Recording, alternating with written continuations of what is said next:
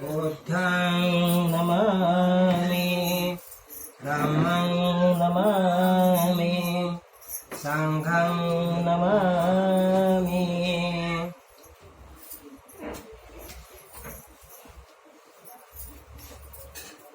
नमो तस्स भगवतो अरहतो सम्मा सम्बुद्धस्स। नमो तस्स भगवतो अरहतो सम्मा सम्बुद्धस्स। नमो तस्स भगवतो अरहतो सम्मा सम्बुद्धस्स। बुद्धं शरणं गच्छामि धम्मं शरणं गच्छामि संघं शरणं गच्छामि।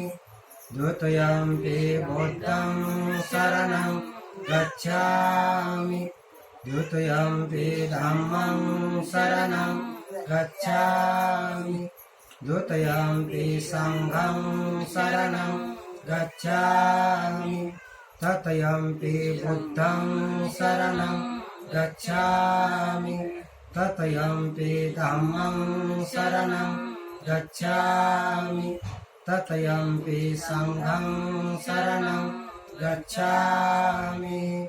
पाणातिपाता वेरमणि सिक्खापदं समादियामि। आदिन्नदाना वेरमणि सिक्खापदं समादियामि। कामेषु मिच्छाचारा वेरमणि सिक्खापदं समादियामि। मुसावादा वेरमणि सिक्खापदं समादियामि। शूरामेरयमज्जपमादठाना वेरमणि सिक्खापदं समादियामि। साधु साधु साधु। वनगन्धगुणोपेतं एतं कुसुमसन्तति पूजयामि मुनिन्दस्य श्रीपादसरोवरे। पूजयामि बुद्धं कुसुमेन नेन पुण्येन मेतेन लभामि मोक्षं। पुष्पं मिलायति यथा इदं मे कायो तथा याति विनाशभाव। घनसारपदितेन दीपेन तमथंसिना तिलोकदीपं समबुद्धं पूजयामि तमोनन्द। सुगन्धिकाय वदन अनन्तगुणगन्धिना सुगन्धेनहं गन्धेन पूजयामि तथागतं। बौद्धधम्म च संघ च सुगततनुभवा धातुवधातुगब्धे लङ्काय जम्बूद्वीपे तिदशपुरवरे नागलोके चतुर्थे। सभ्य बुद्धा सबिम्बे सकलदशदिशे केशलोमादिधातु वन्दे। सभ्येऽपि बुद्धं दशबलतनुजं बोधिचैतीय नमामि।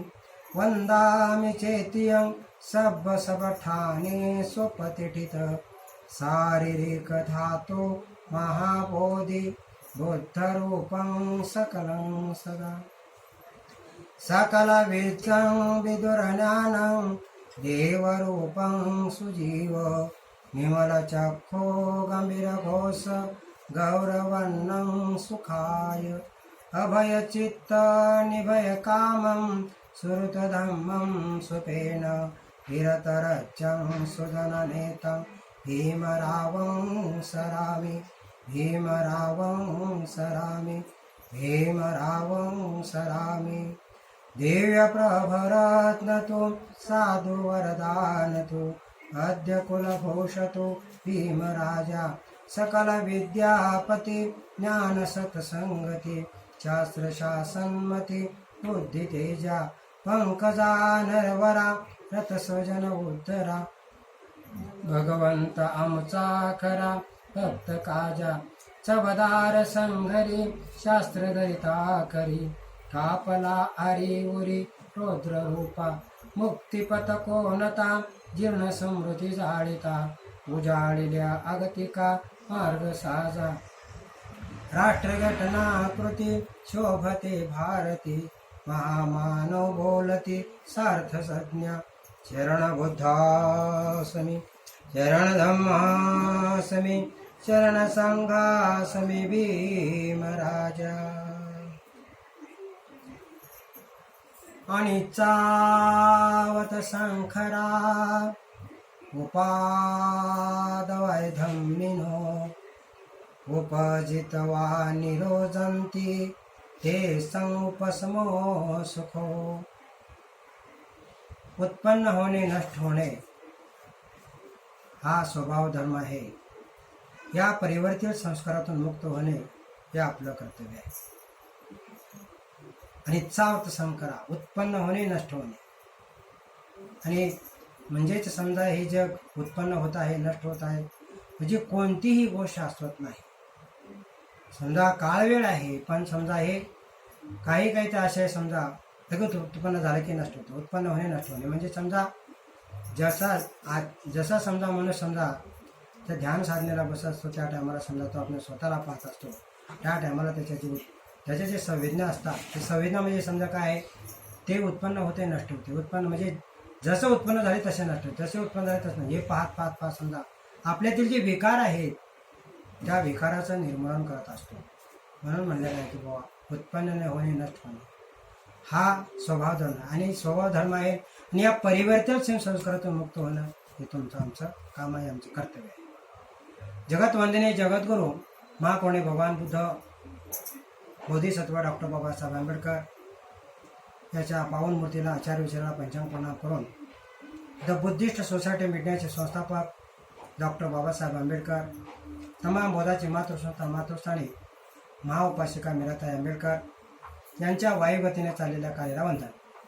कार्याध्यक्ष भीमरावजी आंबेडकर संस्थेचे सल्लागार बाळासाहेब आंबेडकर यांनाही माझा सविनय जय हिंद. उपस्थित जनसमुदाय आणि जे कोणी समजा पाहत असतील ते श्रद्धावान उपासक उपासिका तुम्हालाही माझा सविनय जय भीम. आपण नेहमीप्रमाणे आज या ठिकाणी भगवान बुद्ध आणि त्यांचा धम्म हा ग्रंथ आपण डॉक्टर बाबासाहेब आंबेडकर लिखित या ग्रंथाचे आपण पठणाने श्रवण करत आहोत. त्यामध्ये आपला कालचा जो भाग होता बुद्धाने कोणते बदल केले.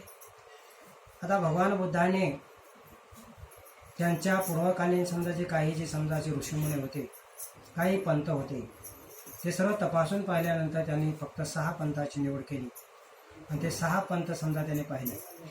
तर 6 पंथामध्ये असं समजा काही घेण्यासारखं नव्हतं म्हणून समजा त्याने काय ते सर्व गोष्टी समजा त्याग केल्या. कारण परमेश्वर देव आत्मा या गोष्टीवर भगवंताचा मुळीच विश्वास नव्हता. कर तसे समजा तरी जरी आहेत का म्हणून त्यांनी शहानिशा केली.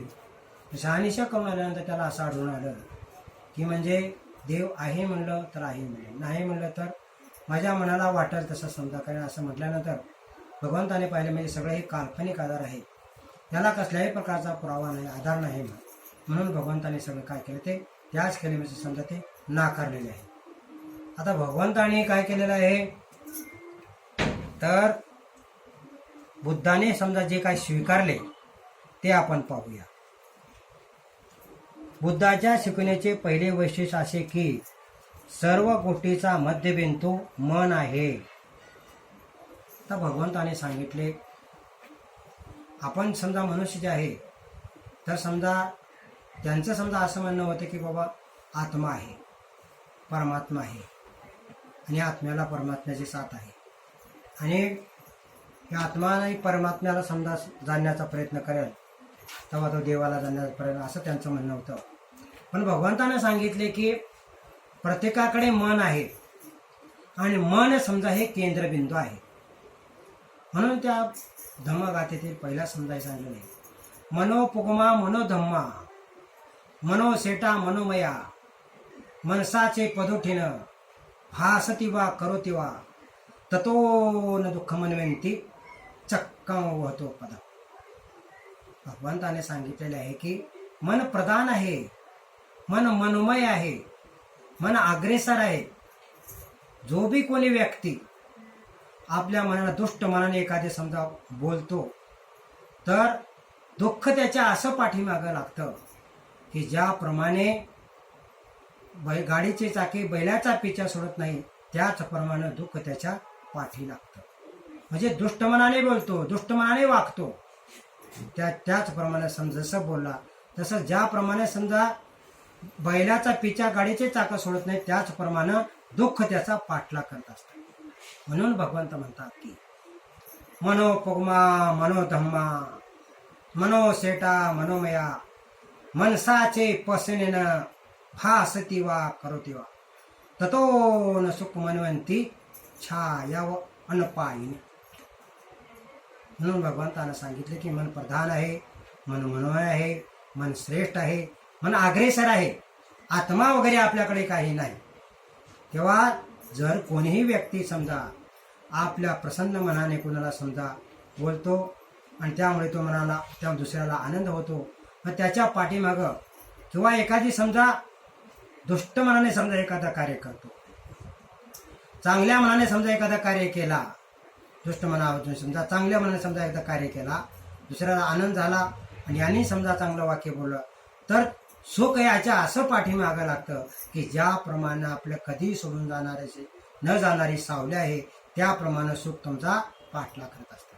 त्याच्यासाठी काय आहे, मन आहे आपलं केंद्रबिंदू आहे. या मनानं आपण कोणालाही समजा उद्धटपणाने टाकून किंवा त्याला वाईट वाटेल किंवा दूषित असं वाक्य बोलू नये. कारण हे मन तुमचं आहे, हे शरीर तुमचं आहे.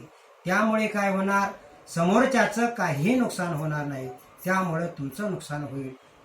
तुमचं मन आहे त्यामुळे तुमचं नुकसान होईल. म्हणून भगवंत म्हणतात की दुष्ट मनाने कुणाला बोलू नये.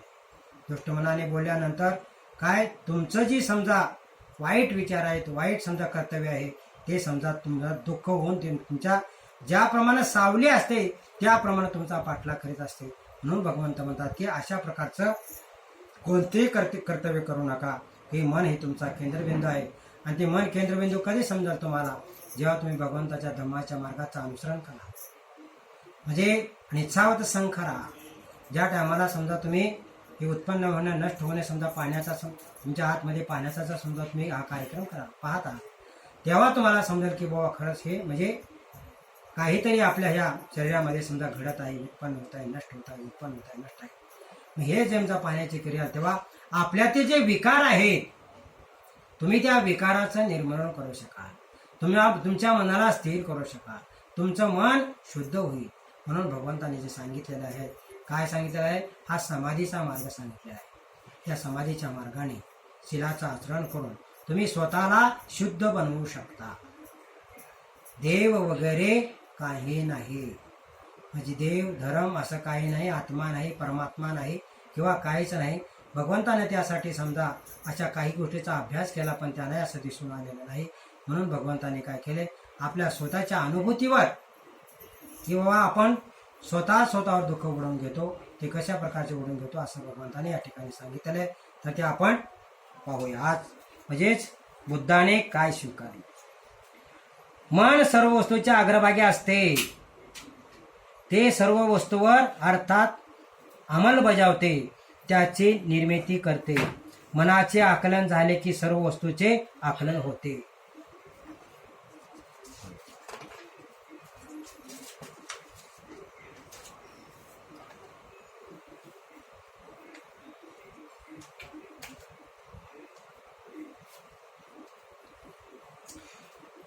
मन सर्व मानसिक क्रियाचे मार्गदर्शन करते. मन सर्व मानसिक शक्तीचे प्रमुख आहे. मन हे त्या शक्तीचेच बनलेले असते. ज्या बाबीकडे लक्ष पुरवणे आवश्यक आहे अशी पहिली बाब म्हणजे मनाचे संस्कार. म्हणजेच आपल्या मनाला तशा प्रकारचे संस्कार लावले पाहिजेत. ब्राह्मणानं सांगितलं होतं की बाबा की एकदा मनुष्य समजा ब्राह्मण जन्माला म्हणून आला तर तो ब्राह्मणच राहणार. मग त्याने कितीही वाईट कृत्य केला तरी समजा तो ब्राह्मण. एकदा क्षुद्र म्हणून जन्माला आला तर क्षुद्रच राहणार. त्याने कितीही चांगल्या प्रकारचं सदाचाराचं वर्तन केलं तरी तो क्षुद्र ते क्षुद्र राहणार. पण भगवंतानं काय सांगितले, या गोष्टी नाकारल्या. म्हणून भगवंत काय म्हणतात बघा, की ज्या बाबीकडे लक्ष पुरवणे आवश्यक आहे ते पहिले बाब म्हणजे मनाचे संस्कार. म्हणून आपण आपल्या स्वतःच्या मनाला कशा प्रकारचे संस्कार लावायचं ते आपल्याकडे असते. बुद्धाच्या शिकवण्याचे दुसरे वैशिष्ट्य असे की आपल्यामध्ये निर्माण होणाऱ्या आणि आपल्यावर बाहेरून ज्याचा परिणाम होतो अशा सर्व बऱ्या वाईट गोष्टीचे मन हे उगमस्थान आहे. जे बी समजा वाईट गोष्ट चांगली गोष्ट घडते ते कुठं आपल्या मनातूनच घडत असते.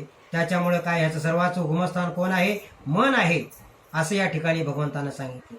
जे जे वाईट आहे, वाईटाचे संबंधित आहे, अशा त्याच्या अधीन आहे, ते मनातून उत्पन्न होते. जे वाईट आहे, जे चांगलं आहे, आणि जे समजा वाईट आहे ते त्याच्या अधीन असतात, समजा त्यातून ते वाईटच होणार. जे चांगले आहे, चांगल्याशी संबंधित आहे, असे त्याच्या अधीन आहे, ते मनातून उत्पन्न होते.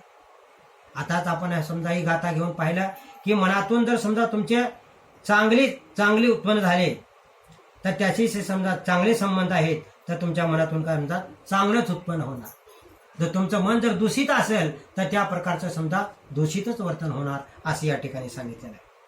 ज्याप्रमाणे गाडी ओढणाऱ्या बैलाच्या पावलामागे गाडीचे चाके जातात, त्याचप्रमाणे अशुद्ध चित्ताने जो बोलतो किंवा कृती करतो त्याच्या मागोमाग दुःख येते. म्हणून चित्त शुद्धी हे धर्माचे सार आहे. आता आपण मनोपगमा ही गाथा पाहिली, त्या गाथा समजा याच्यावरूनच आहे की ज्याप्रमाणे गाडीच्या चाकात बैलाचा पाठीमाग समजा गाडीचे चाक सोडत नाही, त्या समजा बैलाच्या पाठीमाग त्याप्रमाणे समजा दुःख आपल्या पाठीमाग लागतं. कधी तर आपलं चित्त जर शुद्ध नसेल, अशुद्ध चित्ताने जर आपण एखाद्याला बोललो तर समजा दुःख तुमच्या पाठीमाग लागतं. आणि शुद्ध चित्ताने जर समजा आपण बोललो तर त्या टायमाला काय होतं, सुख आपल्या अशा पाठीमागा लागतं की ज्याप्रमाणे आपली सावली आपला पिछा सोडत नाही त्याप्रमाणे सुख आपल्या पाठीमागा लागत असतं. म्हणून सर्वांनी आपल्या मनुष्याने काय केले पाहिजे, आपल्या चित्ताची शुद्धी केली पाहिजे. चित्ताची शुद्धी म्हणजे हृदयाची शुद्धी, आपलं अंतकरण शुद्ध केलं पाहिजे. त्या अंतकरण शुद्ध करायसाठी काय केलं पाहिजे की त्यासाठी आपल्या मनातून चांगले संस्कार उत्पन्न झाले पाहिजे. चांगले संस्कार उत्पन्न होण्यासाठी काय झाले पाहिजे, शीलाचा मार्ग अवलंबिला पाहिजे, समाधीचा मार्ग अवलंबिला पाहिजे. प्रज्ञा, शील आणि करुणा हे काय आहे जाणून त्याप्रमाणे आपलं वर्तन केलं पाहिजे. तरच आपण काय करू शकतो, आपल्या मनाला शुद्ध करू शकतो, आपल्या मनाला स्थिर करू शकतो. अन्यथा आपल्याला समजा ज्या प्रकारचे संस्कार असतील त्याप्रमाणे समजा वर्तन घडत असतं, असे या ठिकाणी भगवंतानं सांगितलेलं आहे. बुद्धाच्या शिकवण्याचे तिसरे वैशिष्ट्य पाप कृत टाळणे हे होय. ज्याच्या शिकवणुकीचे चौथे वैशिष्ट्य असे की खरा धर्म हा